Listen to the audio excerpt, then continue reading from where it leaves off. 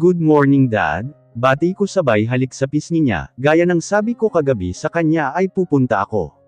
Inagan ko ang kilos at pumunta ng mas maaga pa sa inaasahan ni Daddy, dahil ayaw niya ang nahuhuli sa kung anumang usapan, masyado ring maigsi ang pasensya ni Daddy.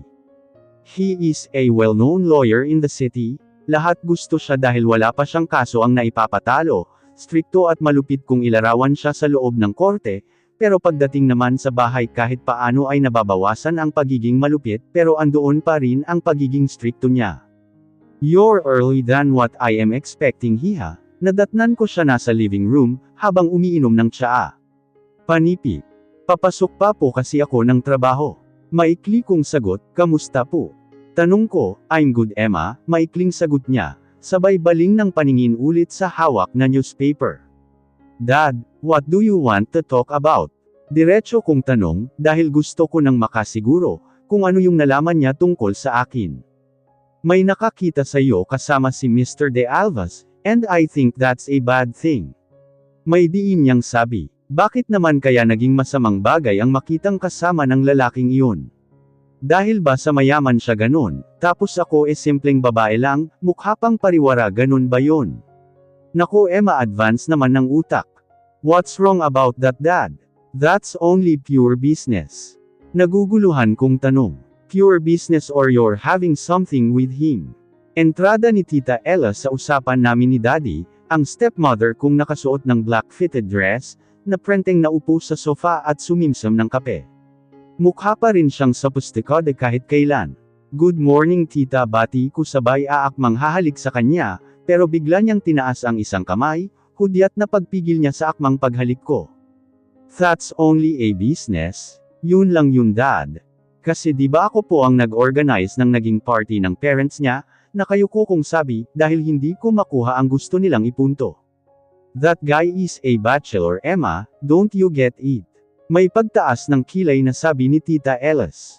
Yung gaya niyang lalaki ang maraming babae, hindi nakukontento sa iisa, ikakama pagkatapos iiwan, kaya ngayon palang sasabihin na kita Emma, don't associate yourself to him, ayoko ng eskandalo, pinal, at may diin na sabi ni Daddy. Hindi ko alam kung paano ako magre-react sa sinabi niya, dahil parang gusto niyang palabasin na isa ako sa mga babaeng nahuhumaling kay Jason. Akala ko binukunan niya ang kung anumang meron kami kay Daddy. Hindi man iyon, pero mukhang ang pagkakakita naman sa akin nakasama siya ang problema. So you mean to say Dad is? Hindi ko na napigil ang tingin. Kung bababa ka sa level ng mga babae niya mag-ingat ka, ayokong mapahiya dahil lang sa kagagawan mo, sabi niya sabay tayo paharap sa akin habang nakapamewang. Wala akong ginagawang masama Dad, at hindi ho ako gaya ng iniisip nyo, sagot ko na halata ang pagkairita. I'm just warning you, kaibigan ko ang mga magulang niya, kaya ayokong mapahiya ng dahil sayo. Mapahiya ng dahil sa akin. Ano bang ginagawa ko, lahat na lang ba ng ikikilos ko para sa kanila ay ikakasira nila?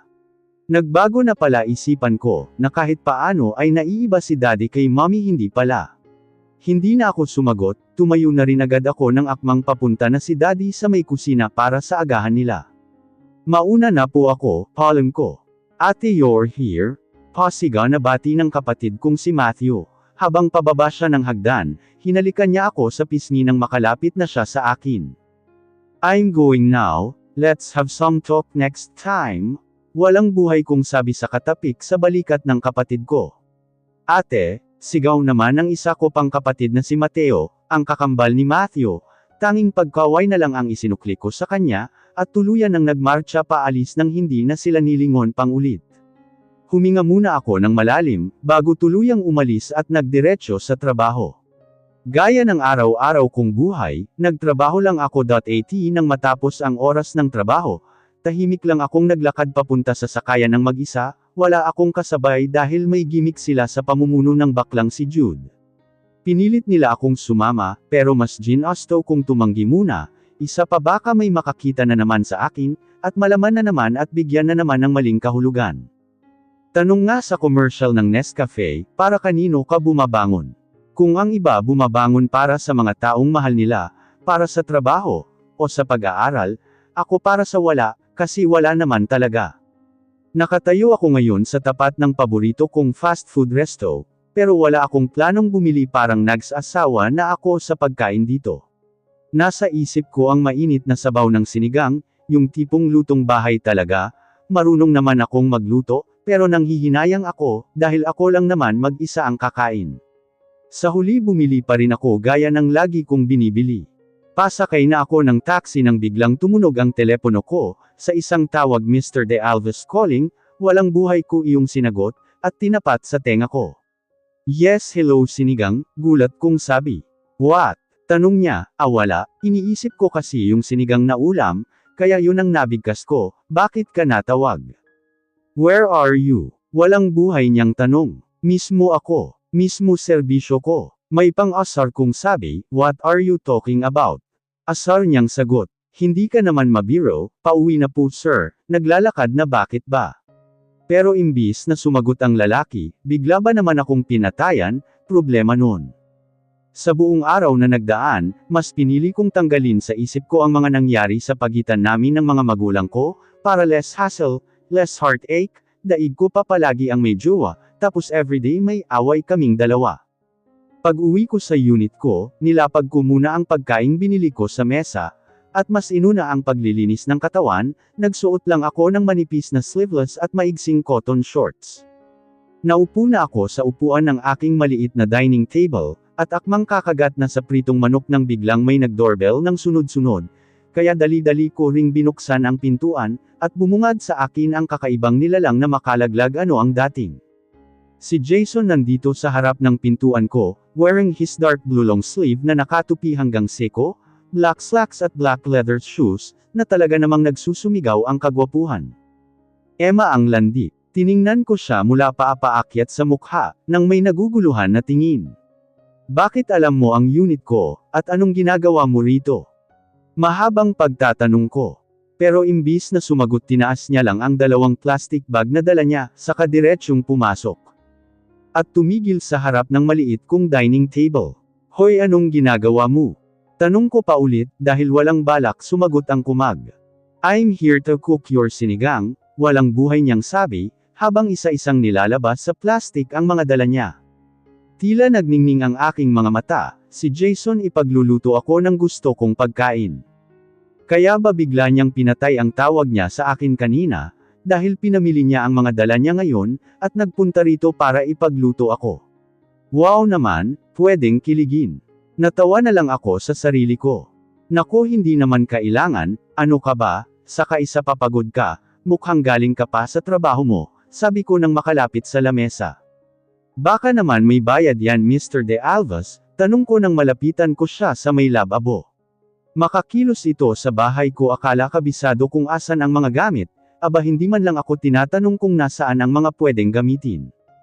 Dahil mukhang ayaw niya naman niya akong patulungin, naupo na lang ako ng tahimik, at pasimple siyang kinuhaan ng picture, habang seryosong naghihiwa ng mga gulay. After almost 1 hour natapos din siyang magluto, at hindi niya talaga ako hinayaan na tulungan man lang siya, ang sarap sanang kiligin ng kaso wala namang kami. Habang nilalagay niya ang nilutong sinigang sa bowl, ay hinanda ko na ang mga gamit sa pagkain. Maupo ka na, ako nang maghahanda, sabi ko habang kumuha ng tubig sa maliit kong ref. How do you live like this? Lahat ng gamit mo parang ang liliit. Kuryoso niyang tanong nang maupo siya.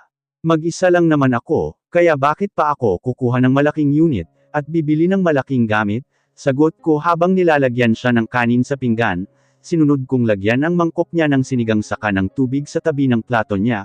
Kain ka na, sabi ko pa, habang siya naman ay nakamasid lang sa bawat kilos ko, hindi ko magawang sundan ng tingin ang mga mata niya sa oras na ito, dahil parang may gustong ipahiwatig ang bawat tingin na iyon. Ilang sandali pa nakaupo na rin ako sa harapan niya, at handa ng tikman ang luto niya. Ang sarap, sabi ko matapos humigop ng sabaw, dahil talaga namang masarap, tama lang ang asim pati ang lambot ng karne. Ang sarap talaga, sabi ko ulit ng lunukan ng kanin na nasa bibig. Can you please eat silently, and stop doing that, namumula niyang sabi. Doing what? Tanong ko sabay higop ulit ng sabaw. Ang sarap naman talaga kasi, nakakamiss talaga ang kumain ng lutong pagkain na sa bahay niluto. That word of yours, That's so disturbing. Galit niyang sabi, habang ako naman ay nakuha ang nasa isip niya kung bakit siya naiinis. Sabi ko pa na may kasamang bulong sa huli. Pansin ko ang pamumula ng tenga niya, senyales na naiinis na talaga siya, kaya naman kumain na lang ako ng tahimik, at may konting tawa pa rin. Ang swerte ng magiging asawa mo, ang sarap mong magluto, sabi ko sa kanya nang mapatingin kung tapos na siyang kumain, habang ako ay patuloy sa pagkain ng mga sahog na gulay nitong sinigang. She's the lucky one, 'cause I'm her husband, mayabang niyang sabi. Ang hangin mo, sagot ko naman, dighay ko nang makatayo ako, habang ang lalaki naman ay bumalaho ng tawa. Tawa pa rin niya, sinaman ko lang siya ng tingin, at nilagay na ang mga pinagkainan sa lababo. Makatawa wagas, na-miss ko lang kumain ng ganitong pagkain, lagi na lang kasi mga pagkain sa fast food, or instant noodles kinakain ko inis kong sabi dahilan para unti-unti siyang tumigil katatawa. Nga pala, alam mo ba nagkita kami ng daddy ko kanina, pag-uumpisa ko, and sagot niya, kilala ka raw bilang isang bachelor na mahilig sa babae, kung le-label daw ako sa mga babaeng naikakama mo mag-ingat daw ako, because he doesn't want to get embarrassed because of me, especially to those people who know him, and to your parents, pagkukwento ko. Why did he told you that? Some of his colleagues seen us together?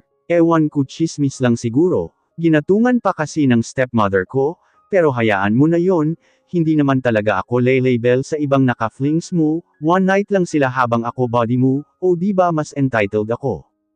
Hindi siya kumibo, pero mukhang nag-iisip siya habang nakaupo na sa sofa. Nang matapos akong maghugas, ay ipinagtimpla ko siya ng tsaa, bayad na rin kahit papano sa pagluluto niya ng sinigang para sakin. Paano kung mabuntis ako nang hindi inaasahan, Jason? Would you take the responsibility? Tanong ko out of nowhere nang iabot ko ang tsaa sa kanya. Of course not. Sagot niya nang kunot ang noo. I mean, I'm never thinking about you being impregnate from me.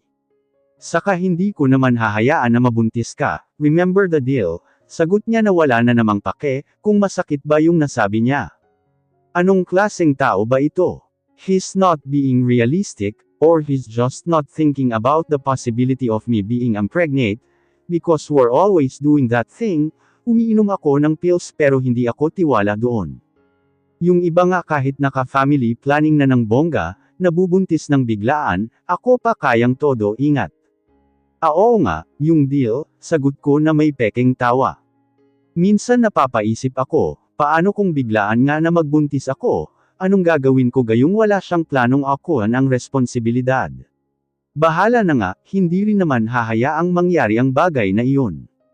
Produkto na ako ng sirang pamilya, kaya ayokong mangyari iyon. Hindi ko hahayaan na may mabuhay na namang bata at magaya sa sitwasyon na meron ako.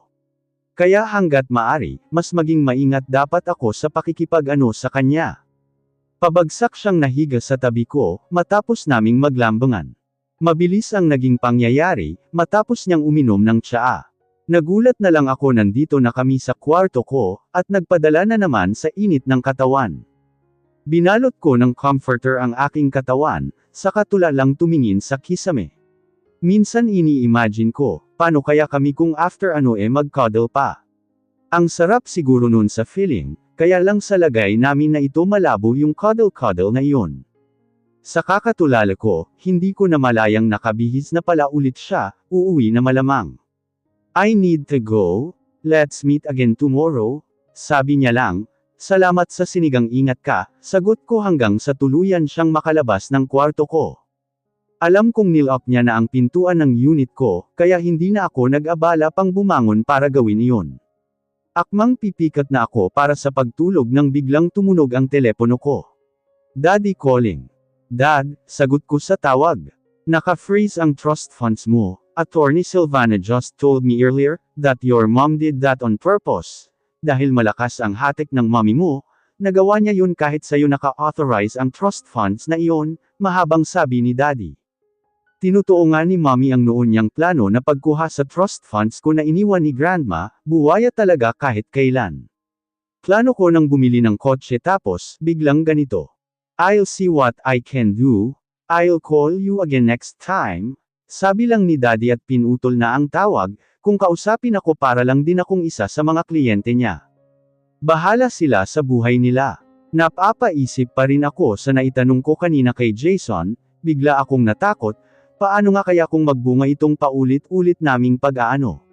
Kung ako na lang kaya ang umamin kay Daddy, mas maganda naman iyon dahil sa akin mismo nanggaling, bahala na, ang dami ko nang iniisip. Nang magsabog ng problema ang Diyos nakatihaya na nga ako sa lupa, may hawak pang payong kaya eto, salong-salo ko. Yung trust funds ko, galing sa hirap ni Grandma iyon, mapupunta na naman sa kamay ng nanay kong buwaya, at walang pakialam sa akin. Lord, kailangan mababago ang ikot ng buhay ko, napapagod na po ako ng sobra. Lumipas ang mga araw at mga linggo, at ang pag-alis nila Tita Sierra, na dapat ay sa susunod na buwan pa, ay mas napaaga nung nakaraang linggo pa. Hindi ko man lang naisakatuparan ang despedida party, na pinanggako ko sa kanila, naging biglaan dahil sa pakiusap ng mother-in-law ni Tita Sierra. Gustuhin ko man silang ihatid sa airport, mas pinili ko ang pumirmi at manatili sa condo unit ko. Nung araw mismo ng alis nila, ayokong makita nila na iiyak ako, dahil aalis sila at matagal pa bago bumalik, baka magpa-iwan pa ng biglaan si Reg. May naiwan pang iilang trabaho sa party shop, na sa ngayon ay si Ate Helen ang mamamahala ng pansamantala at pag wala ng client, saka sila magsisilipat sa hotel na pag-aari din nila Tita Sierra. Call us whenever there's a problem, ingatan mo ang sarili mo, pag gusto mong sumunod sabihin mo lang sa amin hiha, nandito kami lagi para sayo, bilin sa akin ni Tita Sierra isang araw bago sila umalis. You take care hiha, maikli pero puno ng sensiridad na paalala rin ng asawa niya.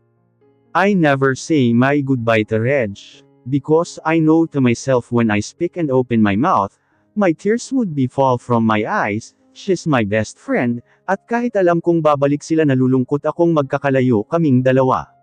Sa bawat araw at linggo na lumipas, ilang beses na naulit na bumabalik si Jason sa unit ko, at syempre may nangyayari sa amin.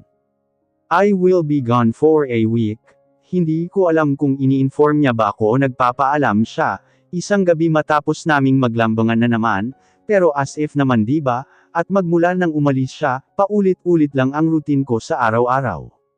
Papasok ng trabaho, uuwi, kakain, matutulog and then repeat. Halos bored na ako sa buhay ko, hindi ko tuloy maiwasang maramdaman ang pagiging mag-isa. Pauwi ako ngayon galing sa buong araw na paggawa ng mga invitation sa party shop namin, isipin ko palang na uuwi ako, at mararamdaman na naman ang pag-iisa, ay nalulungkot na kaagad ako. Napadpad ako sa isang parke, kung saan maraming tao ang namamasyal pa kahit paggabi na. Merong buong pamilya na masayang nagpipiknik, magkakabarkada, at ang pinakamarami sa lahat, ay mga couples na pinamumuka sa aking loveless talaga ako. Nakaupo ako ngayon sa isang bench dito malapit sa puno, damang-dama ko ang lamig, pero kahit paano naramdaman ko sa parke na ito na hindi ako nag-iisa, na marami akong kasama. May magkasintahang naupo sa katabi kong bench, na kulang na lang ay magkapalit ng mukha sa sobrang lapit sa isa't isa, nagtutukaan pa nga hindi man lang na-conscious sa paligid nila. Oo na ako na ang walang jowa, kahit man lang manliligaw wala, pangit ba ako ha, pangit ba ako? Wala pa lang sasagot sa akin dito. Hindi ko alam kung gaano na ako katagal na nakaupo dito, basta pakiramdam ko lang sa lugar na ito. Kampante ako, hindi ako mag-isa at higit sa lahat, kahit maraming nakapaligid sa akin, alam kong walang huhusga sa akin dito. Siguro yung iba nagtataka, na kung bakit parating galit sa akin ang sariling mga magulang ko, bakit ganun sila kung magalit sa akin, at kung bakit palaging para sa kanila ay ipapahiya ko sila. Una hindi naman talaga nila ako ginusto ng mga panahong nabuo ako, dala lang ako ng isang gabing kapusukan nila. Pareho silang college student, nang biglaang nabuntis si mommy at nasa Dean's Lister parehas, pero dahil nga sa sitwasyon niya, ay napilitan siyang huminto dahil sa pinagdadalang taon na niya ako, at simula ng araw na magkaisip na ako, halos araw-araw pinararamdam at pinamumuka sa akin ni mommy na ako ang sumira ng buhay niya. Ang sabi ni Grandma isang taon pa lang nang makapanganak si mommy, ay naghiwalay na sila ni daddy, at simula noon pinagpapasahan na nila kung sino dapat ang kukup-kup sa akin. Ang galing lang hindi ba, baby pa lang ako noon halos itapon na nila ako. Pangalawang dahilan kung bakit naman para sa kanila, ay palagi ko silang ipapahiya. Yun ay dahil sa kasalanang hindi ko naman ginustong mangyari, yung pumasok akong nakainom, nakipagsabunutan, minura ang professor at na-blacklist sa lahat ng universities, nalaman yun ng mga colleagues nila, at sobrang hiyang-hiya daw sila ng dahil sa akin. Pagkakamali ng araw na nabuhay ako, puro pa rin daw pagkakamali ang dulot ko. Kaya buong buhay ko pakiramdam ko nakatali ako, sinasakal dahil kailangan ayusin ko lahat ng galaw at kilos ko, kasi kung hindi baka mapahiya na naman sila. Kung ano man yung isang dahilan, ayoko na lang munang maalala, at masyado pang masakit para balikan. Sa pagmumuni-muni, at pagbabalik tanaw ko sa kapaitan ng buhay ko, hindi ko na malayang 8:00 na pala ng gabi, pero kahit ganun wala pa rin akong planong umuwi. Kabayong may itlog. Malakas na pagkakasabi ko, dahil sa gulat ng biglang pagtunog ng telepono ko, buti na lang malayo ako sa ibang tao, walang nakarinig sa akin. Jason calling, aba na-miss na ata ako ng kabady ko. Hi, masiglang bungad ko sa tawag niya. Where are you? Tunog pagod niyang tanong. You're in a crowded place. Parang andaming tao. Tanong niya paulit. Nasa park ako, why? Sagot ko, where? Tanong na naman niya. Nasa park, malapit sa sakayan galing sa trabaho ko, nagpapalipas lang ng oras, naghihikab kong sabi. How long are you been there? Inis niyang tanong, attitude talaga, biglang naiinis, almost 3 hours, sagot ko. Stay there, pupuntahan kita, sabi niya sabay patay ng tawag. Anong pupuntahan, alam ko nasa ibang bansa siya ngayon. Pasaway talaga kahit kailan. Nakasandal ang ulo ko sa sandalan ng inuupuan ko, at matiim na pinagmamasdan ang mga bituin, para ayoko nang umuwi, kung pwede lang ay dito na lang ako. What are you doing here? Nagugulat man ako sa isang magandang nilalang na nasa harapan ko ngayon, ay hindi ako kumibo, bagkus ay mas pinakatitigan ko lang siya. Sino ba namang hindi maglalaway sa kanya? Ay teka mali mapapatanga sa kanya, sobrang gwapo niya kahit pa nakakunot ang noo niya, at magkasalubong ang kilay na nakapamulsang nakatayo sa harapan ko. Ang sarap tikman. Ay tingnan pala, ang heret Emma. Earth to my Emma, sabi niya sabay pitik sa noo ko. May Emma daw. Pa-fall na naman ang lalaki. Aray naman. Inis kong sabi, habang himas-himas ang noo at naupo ng maayos. Ang gwapo mo kasi masyado, saan ka ba galing at mukhang bihis na bihis ka pa? Akala ko ba nasa ibang bansa ka? Yeah, I came from Dubai, pagod niyang sagot sa kanaupo sa tabi ko. I bring food so you can eat. Alam kong hindi ka na naman kakain, so let's eat here, sabi niya habang binubuklat ang mga dalang pagkain na nakalagay sa paper bag. Galing ka sa airport, at dito ka dumiretso. Paano mo nalaman na nandito ako? Sunod-sunod kong tanong. Yeah, maikling sagot niya. Pagod ka, dapat nagpahinga ka na lang, sagot ko nang abutin ko. Saka kumuha sa pagkaing inabot niya, syempre ang pagkaing lagi kong kinakain Chicken Joy, sa sobrang dalas malapit na akong magkapakpak. I just wanted to see you, walang buhay niya sabi, na nagpadagandong sa dibdib ko. Nilingon ko siya para tignan kung may ibig sabihin ba sa kanya ang sinabi niya, pero eto siya at madungis na kumakain sa tabi ko. Para kang bata kumain, may ano ka sa labi. Sinubukan niyang panasan, pero mas lalong kumalat ang gravy sa may bandang baba niya. Ako na, sabay lapit at dampi ko ng tissue sa labi niya. Nagkatapat ang mga mukha namin, at umakyat ang tingin ko sa mga mata niya, na naging unang dahilan para mahulog ako sa kanya. Tumitig lang din siya, yung titig na tipong lahat ng babae may in love talaga sa kanya. Gwapo mo, putol ko sa titigan namin sabay pisil sa ilong niya. Why did you go here? Malungkot sa unit ko, pakiramdam ko sinasakal ako ng pag-iisa, seryosong sagot ko. Why won't you live to your best friend's house? Sagot niya sa sinabi ko. Nasa US na sila last week lang umalis, tapos sumama pa si Shelo sa kanila. Ewan ko ba sa pinsan kong yun, ayaw na ayaw mahiwalay kay Reg, kaya lahat ng trabaho niya ay inubos niya talaga para lang makasama. Uuwi rin naman daw siya, kaya lang hindi pa kaagad. Gustuhin ko mangayain siyang matulog sa unit ko, hindi rin mangyayari dahil nga ayon, lumipad pa Amerika, wag lang mawalay sa kasintahan. This past few days kasi, pakiramdam ko sobrang mag-isa lang ako, although mag-isa naman talaga ako. Natatakot na naman ako sa dilim, nahihirapan na naman akong tanggapin sa sarili ko, na wala naman akong choice kasi mag-isa ako. Why won't you look for someone, and be with him? Someone, gaya ng boyfriend, ekis ako sa bagay na yan. Inis kong sabi. Paano ba naman kasi, sa talambuhay ko never pa akong nagka-boyfriend, kahit nga manliligaw wala. Mukha naman akong babae, maganda naman ang kutis ko, mahaba ang buhok, may na nakausbong, at may magandang katawan, pero ewan ko ba wala man lang talagang nagka-interes sa akin. You never had a boyfriend? Gulat niyang tanong bigla. Obvious ba? Ikaw nga nakauna sa akin di ba? Bakit kung may boyfriend ka before you knew me, you would give yourself to him? Salubong na kilay niyang tanong. Malamang hindi, saka ikaw na nga nakona sa akin di ba? So I'm the lucky one ha? Mayabang niyang sabi ng nakangisi. Ang yabang mo Jason, inis kong sabi, masyadong proud sa sarili. What did you call me? Jason, hindi ba ayon ang pangalan mo? Tanong ko naman. Nakakapanibago lang, you always call me like an old man. Nanligaw ka ba sa fiancé mo noon? Kuryoso kong tanong.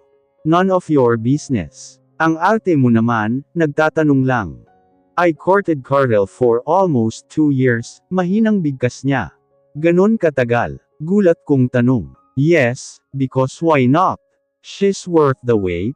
Proud niyang sabi, pero hindi ko makita ang saya sa mga mata niya.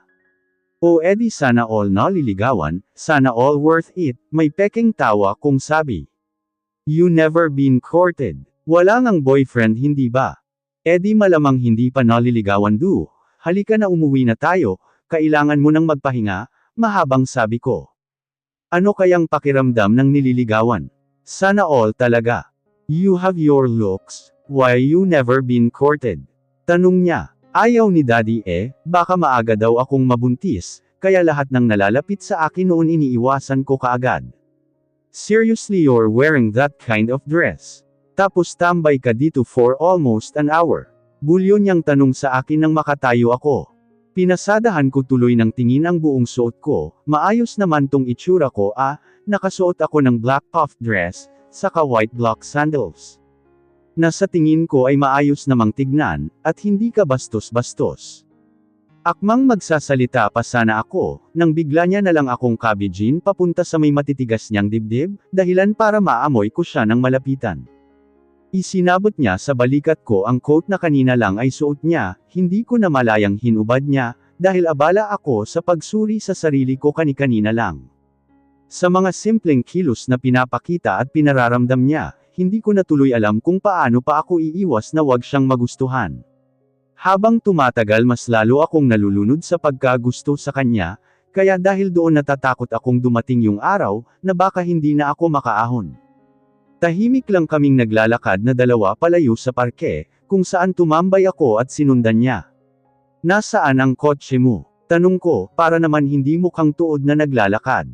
Nagpababa lang ako kanina sa driver ko sagot niya. Can I ask you some personal questions? Just fire it away, hanggat nasa mood pa akong magsalita. Paano kung bumalik siya? Would you accept her? Napatigil siya sa paglalakad sandali, at napatingin sa akin na kunot ang noo. What kind of question is that? Kaya nga personal question di ba? May personal question bang, bakit ang gwapo mo? I waited her to come back to me for almost a year, malamang tatanggapin ko, seryoso niyang sabi. Kahit pa nasaktan kanya ng sobra. Yes, kasi ganun ko siya kamahal. And I still love her so I will accept her. Masyado namang masakit yang pagmamahal na meron ka, hindi ka ba natatakot na baka iwan ka ulit niya pag tinanggap mo siya? Chismosa ang peg ko, pero sa totoo lang nasasaktan na ako. Paano kapag bumalik nga siya? Baliwala na lang ako ganun ba yun? Emma, matagal ka nang baliwala wag kang assuming, polypass ka lang. I would never let that to happen again. Stop asking about her Emma. Stop clouding my mind that she's gonna live again whenever she came back, inis niyang sabi sa kanauna ng naglakad.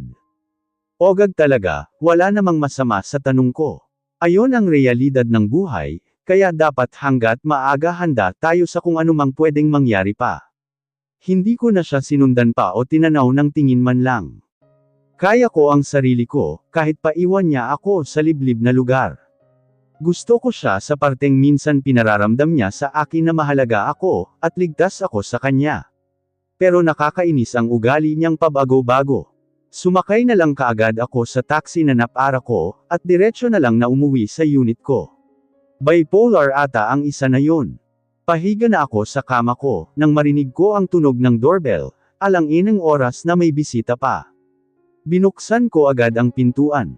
Dahil walang tigil sa pagpindot ng doorbell, na kung sino man iyon. Laking gulat ko nang tumambad sa harapan ko ang galit na si Jason. Bakit umalis ka doon at hindi nagpaalam sa akin? Galit na tanong niya. Ikaw yun, sasagot pa sana ako, pero bigla niya na lang ako sinugod ng halik. Sapaw-sapaw ng dalawang kamay ang buong mukha ko. Nagulat man sa mabilis na pangyayari, agad ko rin naman sinuklian ang bawat halik niya. Mainit, madiin at mapangahas, ayon lang ang nararamdaman ko sa bawat halik niya. Halikang alam ko kung saan ang tungo. Naging malikot ang mga kamay niya, na tila parang nagmamadali at hinahabol. Saglit kaming tumigil sa halikan ng kapwa kinapos na ng hininga. Kakawala na sana ako sa pagkakasapo niya sa mukha ko, nang bigla na lang niya akong hawakan sa batok at halikang muli. Ilang sandali pa mabilis niyang nahubad ang pang-itaas ko, sinunod ang suot kong pijama kasabay ng ano. Masyadong naging mainit ang bawat oras, nabalot ng apoy ang buong silid. Ang kapangahasan ni Jason ay nauwi sa paulit-ulit naming paglalambingan. Ilang sandali pa matapos ang ilang pagtrabaho, at pag-indayog niya sa sayaw ko, ay naramdaman ko ang pagdaloy ng pawis sa kanya sa katawan ko.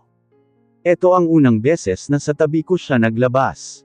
Magtatanong sana ako sa kanya kung safe bang ginawa niya yun, pero naunahan na ako ng pagpapaalala niya.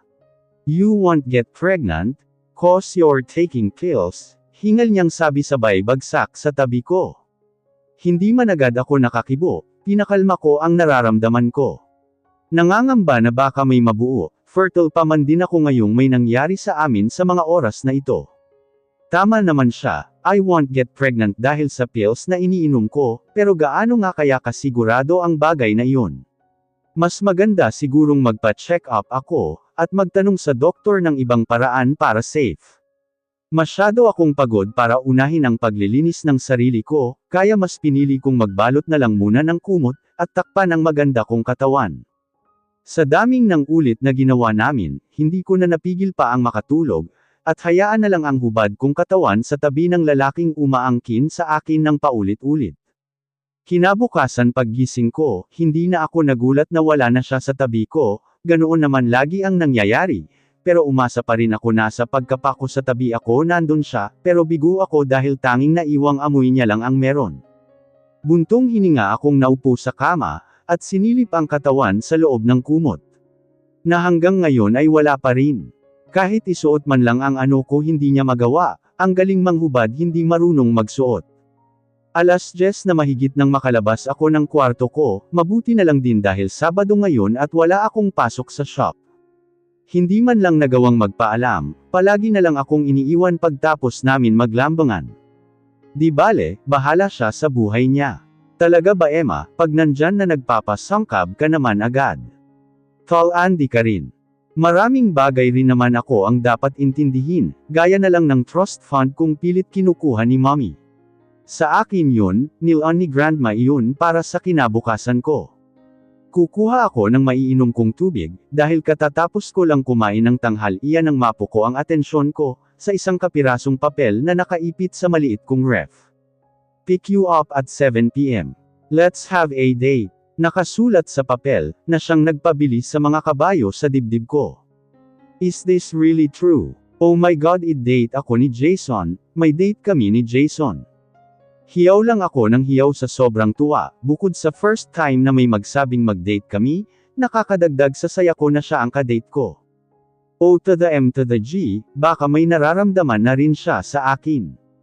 Tama na Emma, oo na, inaya ka lang ng date may nararamdaman agad sa'yo, assuming lang. Pagkontra ko sa isip ko, pero sobrang saya ko talaga. Mararanasan ko na rin ang makipag-date, ganap na akong dalaga.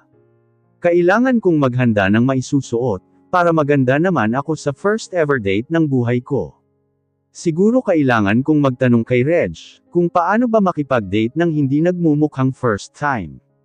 Ano kaya ang mangyayari sa date namin? Baka naman eto na ang huling araw na magkikita kami, kaya may date na magaganap. O kaya baka naman tatapusin niya na yung deal na meron kami, at gusto niya matapos sa magandang paraan, o parang ayoko pang matapos yung deal na meron sa pagitan namin. Bahala na nga, basta maging totoo lang ako sa sarili ko, kung ano mang dahilan niya tatanggapin ko. Kung ganun nga ang magyayari gaya ng nasa isip ko, susulitin ko na lang ang oras na magkakasama kaming dalawa, at magpapakasaya kasama siya.